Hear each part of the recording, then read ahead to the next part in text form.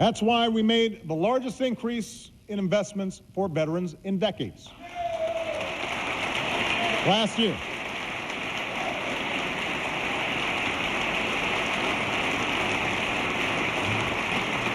that's why we're building a 21st century VA.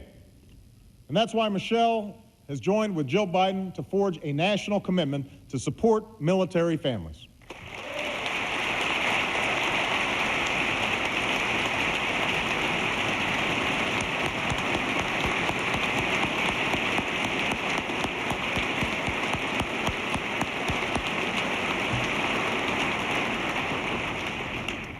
Now, even as we prosecute two wars, we're also confronting perhaps the greatest danger to the American people, the threat of nuclear weapons. I've embraced the vision of John F. Kennedy and Ronald Reagan through a strategy that reverses the spread of these weapons and seeks a world without them. To reduce our stockpiles and launchers while ensuring our deterrent, the United States and Russia are completing negotiations on the farthest-reaching arms control treaty in nearly 2 decades.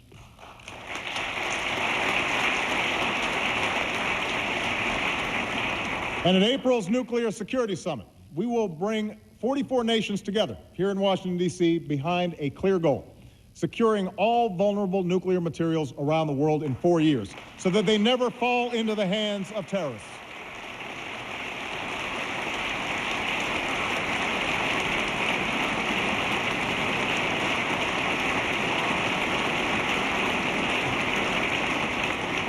Now, these diplomatic efforts have also strengthened our hand in dealing with those nations that insist on violating international agreements in pursuit of nuclear weapons.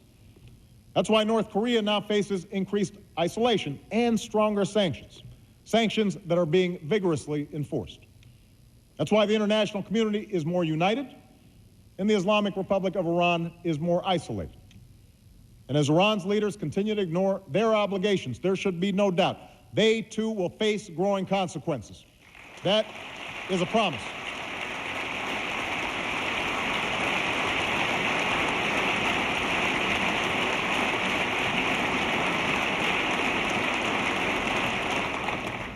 That's the leadership we are providing. Engagement that advances the common security and prosperity of all people. We're working through the G20 to sustain a lasting global recovery. We're working with Muslim communities around the world to promote science and education and innovation. We have gone from a bystander to a leader in the fight against climate change. We're helping developing countries to feed themselves and continuing the fight against HIV/AIDS. And we are launching a new initiative that will give us the capacity to respond faster and more effectively to bioterrorism or an infectious disease. A plan that will counter threats at home and strengthen public health abroad.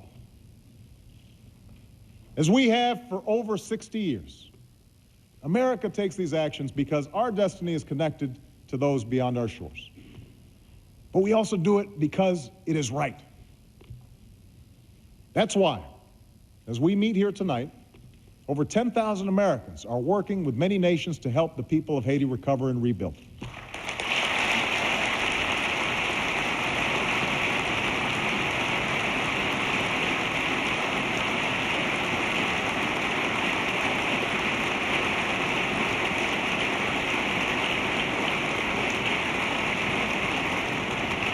That's why we stand with the girl who yearns to go to school in Afghanistan. Why we support the human rights of the women marching through the streets of Iran. Why we advocate for the young man denied a job by corruption in Guinea. For America must always stand on the side of freedom and human dignity. Always.